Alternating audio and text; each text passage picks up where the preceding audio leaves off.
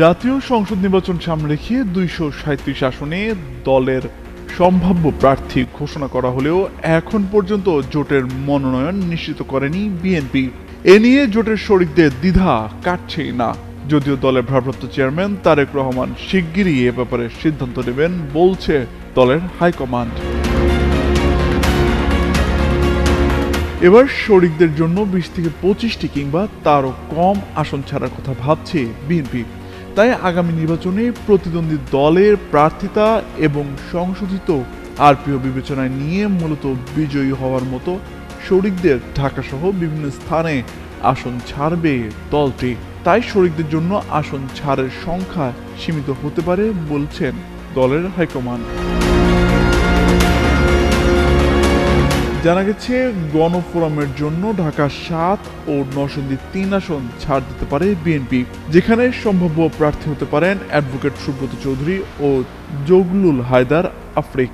গণঅধিকার পরিষদের সভাপতি নুরুল হক নূরকে পটুয়াখালী 3 আসন ছাড় দেওয়া হতে পারে, আর ঝিনাইদহ 2 আসন পেতে পারেন দলের সাধারণ সম্পাদক রাশেদ খান। এ দুটি আসন ফাঁকা রেখেছে বিএনপি।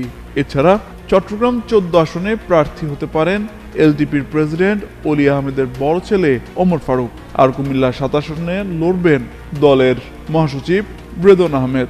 চট্টগ্রাম 3 আসনটি প্রেসিডেন্ট সদস্য অবসরপ্রাপ্ত লেফটেন্যান্ট জেনারেল চৌধুরী হাসান সারওয়ার্দির জন্য চেয়েছে এলডিপি। ফাঁকা রয়েছে এই 3টি আসন।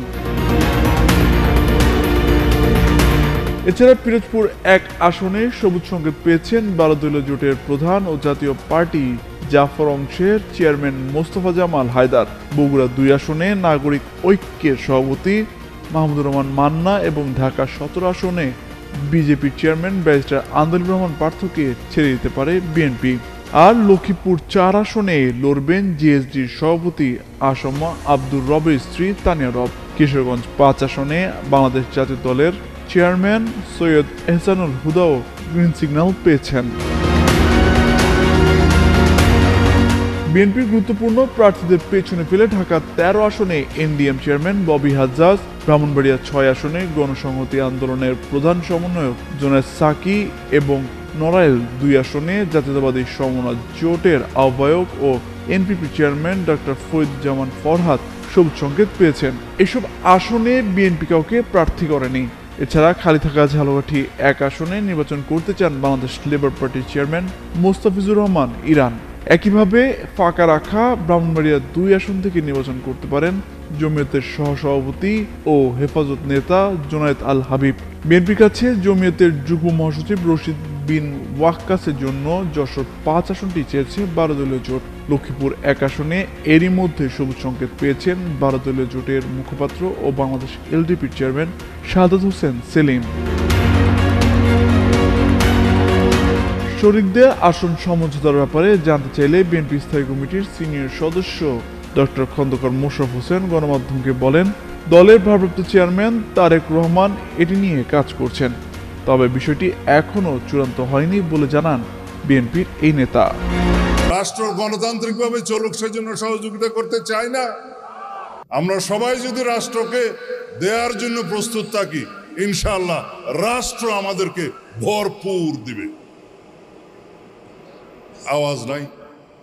আমাদের ইমাম, জাতীয় ইমাম জনাব তারেক রহমান দামাত বারাকাতুহু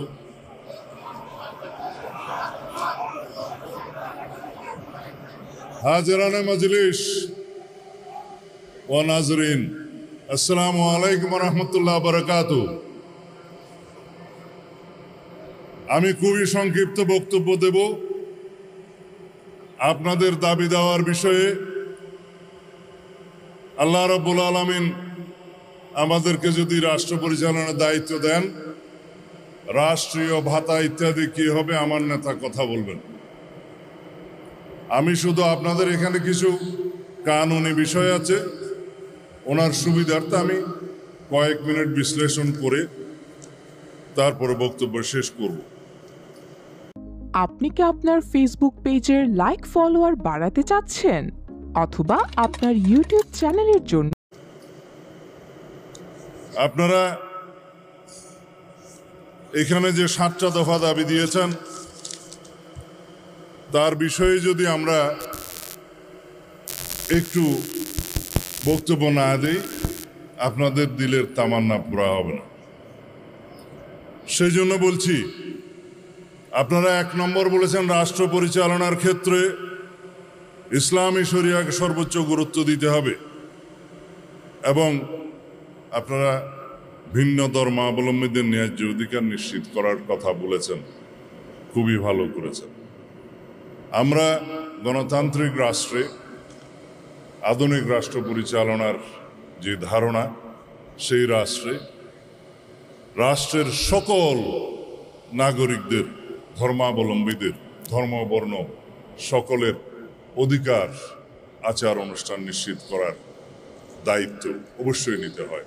সাংবিধানিকভাবে আমাদের অনুচ্ছেদ 28 এবং 41 আপনারা দেখবেন, সেই আচার অনুষ্ঠানের স্বাধীনতা, উপাসনালয়ের স্বাধীনতা এবং ধর্মের ভিত্তিতে যে বৈষম্য করা যাবে না, সেগুলো নিশ্চিত করা আছে। বিষয় হলো সেটা বাস্তবায়ন করতে হবে। আমরা ইনশাআল্লাহ সবসময় আমরা বলে থাকি, আজকেও পুনরুচ্চারণ করি, কোরআন এবং সুন্নাহর বিপরীতে বাংলাদেশে কোনো কানুন করা হবে না, এবং যদি থাকে সেই বিষয়ে বাতিল করা হবে ইনশাআল্লাহ।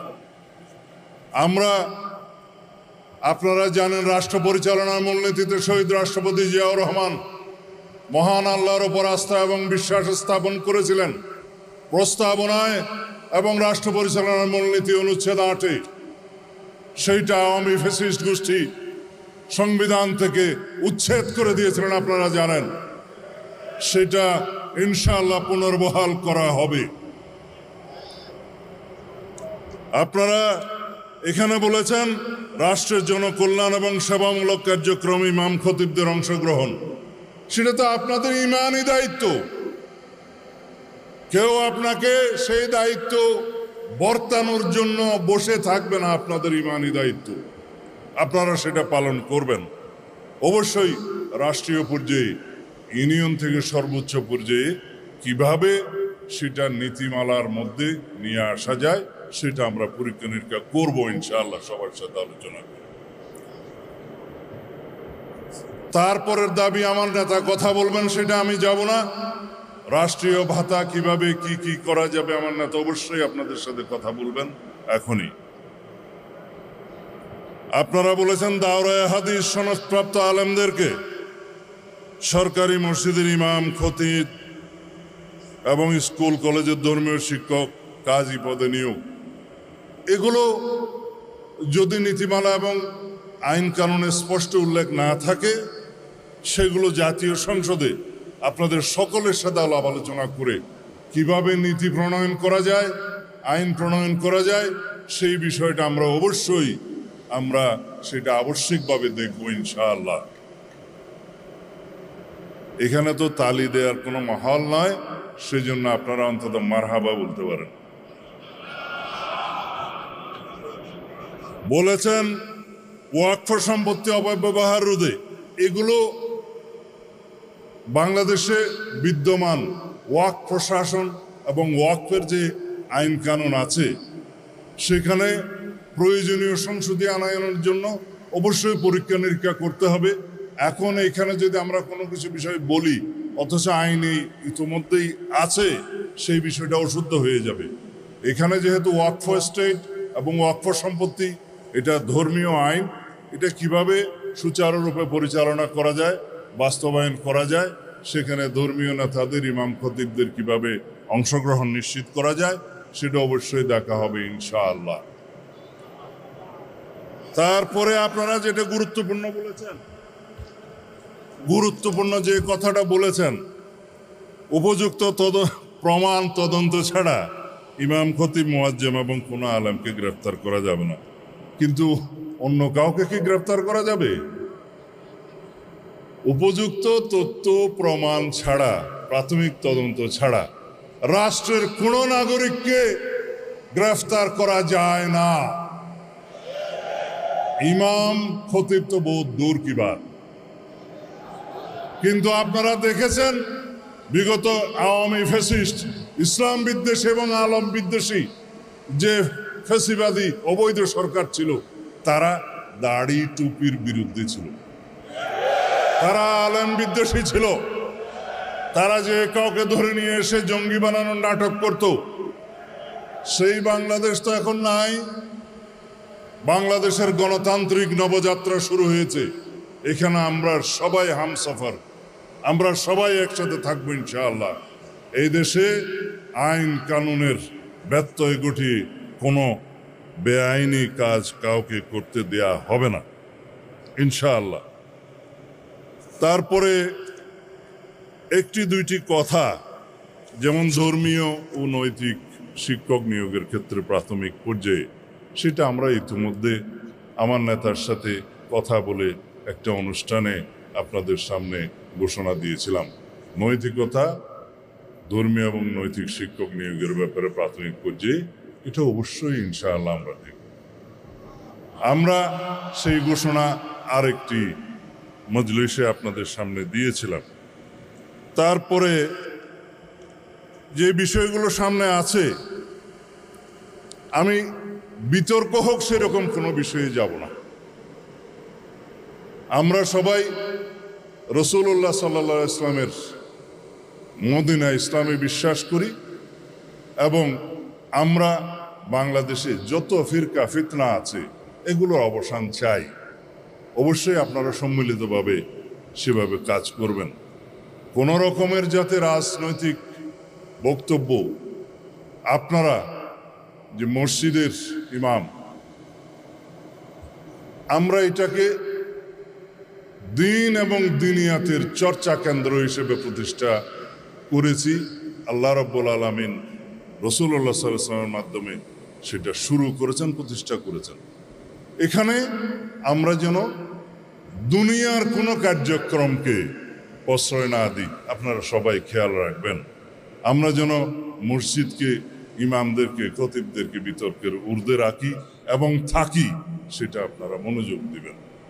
রাজনৈতিক চর্চার জন্য বহু কেন্দ্র আছে, যাতে কোনো বিতর্ক না হয় সেভাবে আপনারা দয়া করে এই বিষয়টা খেয়াল রাখবেন। আমরা বাংলাদেশের রাষ্ট্রের কাছে অনেক কিছু চাই, আপনারা রাষ্ট্রের কাছে অনেক কিছু চান, কিন্তু রাষ্ট্র পরিচালনার মধ্যে সবচাইতে মূলনীতি হওয়া উচিত আমরা রাষ্ট্রকে কি দিতে পারি। দেশের নাগরিকগণ, বাংলাদেশের সকল জনগণ রাষ্ট্রকে যদি নৈতিক সমর্থন, আইনি সমর্থন এবং রাষ্ট্রকে সুচারুরূপে পরিচালনার জন্য আমরা যদি সহযোগিতা করি, সেটা হবে আমাদের সর্বোচ্চ দেয়া। শুধুমাত্র আমরা সবাই সকল শ্রেণী পেশার মানুষ দাবি আদায় করার জন্য রাস্তায় নেমে যাই, রাষ্ট্রের কাছে চাই, অথচ আমরা রাষ্ট্রকে কিছুই দিতে চাই না, সেটা হয় না। শহীদ রাষ্ট্রপতি জিয়াউর রহমানের শিক্ষা স্বনির্ভরতার মাধ্যমে তিনি খাল খনন কর্মসূচি এবং অন্যান্য কর্মসূচি গ্রহণ করেছিলেন, যাতে রাষ্ট্রের জনগণ স্বতঃস্ফূর্তভাবে বিনা শ্রমে রাষ্ট্রের জন্য কাজ করতে পারে, সেই অনুপ্রেরণায় অনুপ্রাণিত হয়। আমরা সবাই যদি রাষ্ট্রকে দেওয়ার জন্য প্রস্তুত থাকি, ইনশাআল্লাহ রাষ্ট্র আমাদেরকে ভরপুর দিবে। আওয়াজ নাই? আমরা রাষ্ট্রকে দিতে চাই না, আমরা সবাই রাষ্ট্রকে দিতে চাই না। রাষ্ট্র গণতান্ত্রিকভাবে চলুক সেজন্য সহযোগিতা করতে চাই না, সবাই চাই। এখন যদি কেউ আপনারা বলেন যে এই রাষ্ট্রটা ফ্যাসিবাদ মুক্ত হয়েছে, স্বৈরাচার মুক্ত হয়েছে, যাতে সারা জীবনের জন্য এই ফ্যাসিবাদী আওয়ামী গোষ্ঠী বাংলাদেশে আর কোনোদিন পদার্পণ না করতে পারে এবং বাংলাদেশে যাতে ফ্যাসিবাদী রাজনীতির কোনোদিন উৎপত্তি এবং উৎপাদ না হয়, সেজন্য আমরা সবাই সহযোগিতায় থাকবো, এটা আপনারা দিতে চান না? ইনশাআল্লাহ নসরুম মিনাল্লাহ ওয়া ফাতহুন করিব অবশ্যিরিল মুমিনিন। আসসালামু আলাইকুম ওয়া রাহমাতুল্লাহি ওয়া বারাকাতুহু।